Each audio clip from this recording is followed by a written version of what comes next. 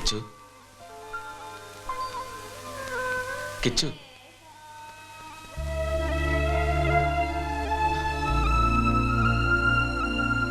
ഇന്നലെ വൈകിട്ട് തന്നെ എത്തി. രാത്രി നീ വന്നത് നല്ല ഫോമിലാ. അപ്പൊ നിന്റെ മുന്നിൽ വരണ്ടാന്ന് തോന്നി. അതാ ഒന്ന് കാണണമെന്ന് കുറെ നാളായി വല്ലാണ്ട് തോന്നി. ചായ.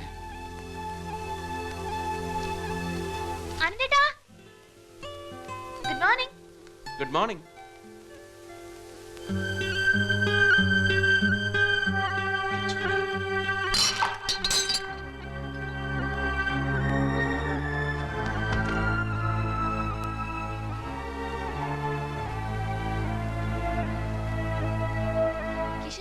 നീ ഒന്നും പറയണ്ട.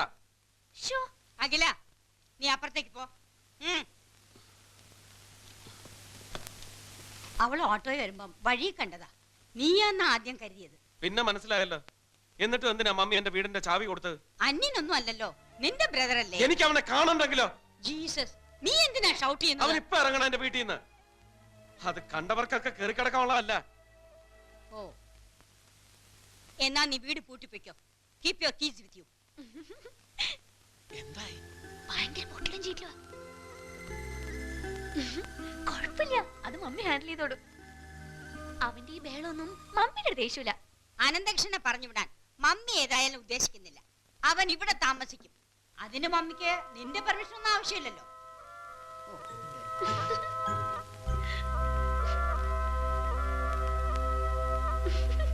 മമ്മിയുടെ കൺട്രോൾ എത്തി തുടങ്ങിയിട്ടുണ്ട്.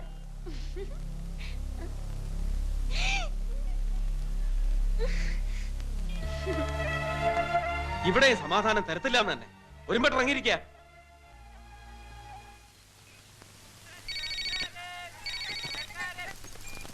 ഹലോ. എന്താടോ കാലത്ത് ഒരു വല്ലാത്ത ഹലോ? ഉണന്നേ ഉള്ളൂ. 10 മണി വരെ കിടന്നുറങ്ങ. ആ പിന്നെ ജീവൻ നമ്മുടെ വണ്ടി പിടിച്ചു കേട്ടോ. ആരാവന്റെ ഇൻഫോർമർ എന്നറിയാവോ? പറഞ്ഞാൽ നീ വിശ്വസിക്കില്ല. നമ്മുടെ ജഗൻ. ആ ജീവിത പ്രാരാബ്ദമല്ലേ മനുഷ്യരെ കൊണ്ട് ഓരോരോ കാര്യങ്ങൾ ചെയ്യിക്കുന്നത്. നിനക്കറിയോ, ഐ ആഫീസിലുണ്ടല്ലോ, ഞാൻ ചില തമാശയൊക്കെ ഒപ്പിച്ചു വെച്ചിട്ടുണ്ട്. ഈ യൂണിഫോം ഇട്ട് പോയിരുന്നത് കൊണ്ട് അല്പം മകതിരിവ് കാണിച്ചു കൂടാത്തൊന്നുമില്ല. ഞാൻ ഈ ഇട്ടിരിക്കുന്നതും താൻ ഈ പറഞ്ഞ യൂണിഫോം തന്നെ. And this is my 19th year in service. താൻ എന്നെ പഠിപ്പിക്കൊന്നും വേണ്ട. ഞാൻ പറഞ്ഞതിൽ അങ്ങനെ ഒരു അർത്ഥമൊന്നും ഉദ്ദേശിച്ചിട്ടില്ല sir. Please give me some more time. ഇയാള് ഭയന്നിട്ടാണ്. I swear on it sir. തനിക്ക് മലയാളത്തിൽ പറഞ്ഞാൽ മനസ്സിലാകരുത്. ഇയാളുടെ പേരാണ് ജഗൻ. താൻ ഇന്നലെ രാത്രി പിടിച്ചെടുത്ത സാധനങ്ങൾ മുഴുവൻ ഇയാളേതാ. ഇയാൾ താനേ വന്ന് കുറ്റം സമ്മതിക്കുമ്പോ താനെന്തിനാണോ വെറുതെ ഒരു കുരു തക്കിപ്പൊട്ടിക്കണത്? തനിക്ക് വല്ല അസുഖമുണ്ടോ? Yes Jagan, this very same stupid is the fucking informer sir. ഓഹോ, തോന്നിയാസം ഇംഗ്ലീഷിൽ പറഞ്ഞാലും തോന്നിയാസം തന്നെയാ. സീനിയേഴ്സിനോട് എങ്ങനെ ബിഹേവ് ചെയ്യണമെന്ന് താൻ ആദ്യം പഠിക്കണം. I am sorry sir. മതി, അധികം വിശദീകരണമൊന്നും വേണ്ട. പറയുന്നത് പോലെ ചെയ്താൽ മതി. വണ്ടി ഓടിച്ചിരുന്ന ഡ്രൈവർ കരയില്ലായിരുന്നു, അതിനകത്ത് ഉണ്ടായിരുന്നു. അയാളെ ഉടനെ റിലീസ് ചെയ്യുക. ജാമ്യമായി അഡ്വക്കേറ്റ് സുബ്രഹ്മണ്യം പോയിട്ട് സ്റ്റേഷനിൽ കാത്തു നിൽക്കുക. ഈ പേപ്പറിൽ ഒപ്പിട്ടിട്ട് നേരെ അങ്ങോട്ട് ഇല്ലേ. എനിക്കിവിടെ വേറെ ജോലിയുണ്ട്.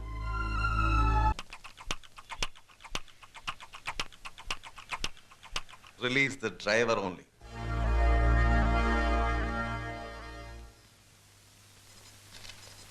ഇത് ഇങ്ങനെയൊക്കെ ആവുമെന്ന് എനിക്കറിയാമായിരുന്നു സാർ. ഇതിലൊന്നും കുലുങ്ങുന്ന ആളുകളല്ല. വെറുതെ സാർ നമ്മള്. ഞാനും പ്രതീക്ഷയോടെ ഇങ്ങനെ എന്തെങ്കിലുമൊക്കെ. ഇതെന്താ സാർ? ഇവരുടെയൊക്കെ സ്വത്തുവകളുടെ ഡീറ്റെയിൽസ് വേണം. അവരുടെ ഭാര്യമാരുടെ മക്കളുടെ എല്ലാം ഡീറ്റെയിൽ റിപ്പോർട്ട്.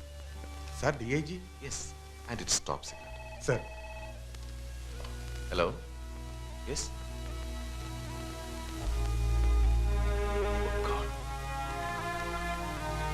ഞാൻ വരുന്നു. എന്ത് പറ്റി സാർ? ആ informer Jagan, he's killed. Francy ഇതുപോലെ കിച്ചണിലൊക്കെ ഹെൽപ്പ് ചെയ്യുമായിരുന്നു. ബാക്ക് ഡോർ വഴി നേരെ കിച്ചണിലേക്കാ കയറി വരുന്നെങ്കിൽ 2 സ്മോൾ അടിച്ചിട്ടുണ്ടെന്ന് അറിയാം. ഞാൻ കിച്ചണിലായിരിക്കുന്നവനറിയാം. പിന്നെ വെജിറ്റബിൾ കട്ടയിലും തേങ്ങ ചെരവലും ഒരു ബഹളം തന്നെ. സിസ്റ്റേഴ്സില് എന്നോടായിരുന്നു ഫ്രാൻസിക്ക് ഏറ്റവും മതി മതി മതി, കഥ ഇവിടെ നിർത്താം. നീ പൊടിയോടുന്നു. ഞാൻ കരയൊന്നുമില്ല. ബൈക്ക് ആക്സിഡന്റില്ല.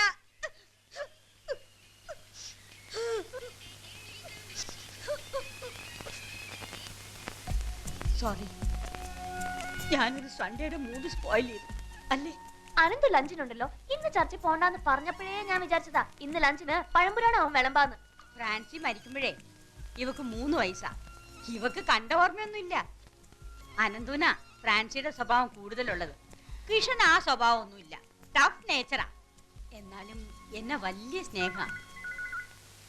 എടേ അതൊന്നെടുത്തേ. അത് മമ്മി എന്നെ എടുത്താ മതി, റീസെന്റ് ആവും.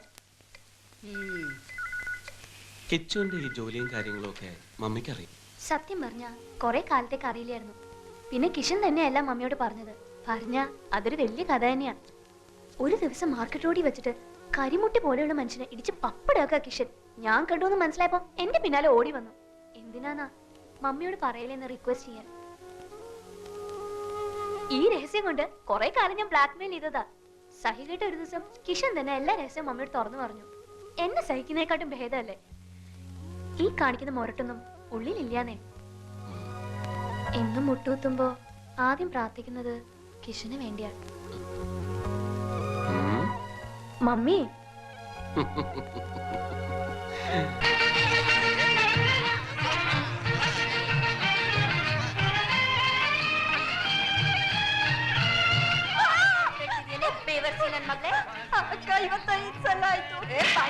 क्या बात है दीदी? अरे ये मुइयाड़ी है कि इसको 5 ग्राम से ज्यादा नहीं चलता। रात भर एक ही के साथ सोने वाली साली का थोपड़ा सा देखो। अरे बढ़िया इसका नाटक बनने वाली यहाँ आई है तो ये नाटकबाजी बंद कर। अरे नहीं तो एक अरे ओ चमेली देखो। हाँ अभी आई दीदी।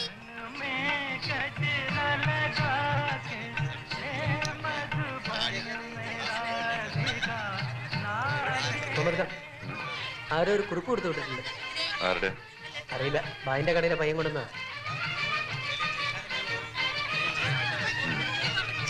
നീ വയ്ക്കോ. നിന്റെ നിക്കാഹിന്റെ ഡ്രസ്സൊക്കെ തയ്ച്ചു. ഇല്ല, നാളെ വേണം. ആ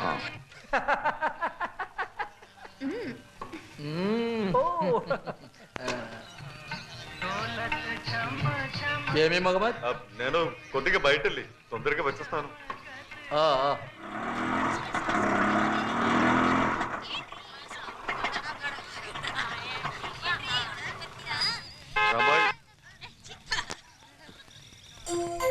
എന്താടാ നീ കേറ്. എവിടെയാ ഇതിന്റെ സ്റ്റാർട്ട് ചെയ്യുന്ന കുന്തം? നീ ഇങ്ങോട്ടിരിക്ക, ഞാൻ എടുക്കാം. എങ്ങോട്ടാ? നമ്മുടെ പഴയ വീട്ടിലേക്ക്. ഞാൻ അവിടെ കിടക്കുന്നു. വീട്ടിലെന്താ പ്രശ്നം? പ്രശ്നമൊന്നുമില്ല. എന്ത് പ്രശ്നം?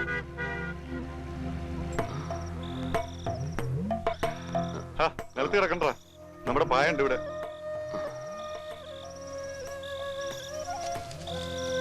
ചിലപ്പോഴൊക്കെ എന്നെ ഒന്ന് കാണണമെന്ന് തോന്നും. ഓടി അങ്ങോട്ട് വരാൻ പറ്റുമോ? ഈ കാലന്മാര് തമ്മിൽ തെറ്റുകൊണ്ട് പിന്നെ കാണും. അപ്പോഴൊക്കെ രണ്ടുപേരുടെ കയ്യിലും വല്ല തോക്കോ വടിവാളോ. നട്ടപ്പറ വെയിലത്ത് പരസ്പരം തലയ്ക്ക് നേരെ തോക്ക് ചൂണ്ടിക്കൊണ്ട് ഫാൽനിയർ റോഡിന്റെ ഓരം ചേർന്ന് നല്ല നല്ല തമാശകളൊക്കെ പറഞ്ഞ് നമുക്ക് സൗഹൃദം പങ്കുവയ്ക്കാടാ. ഇപ്പൊ ഗോവിന്ദി തന്നെ അതേ വളിച്ച കോമഡി.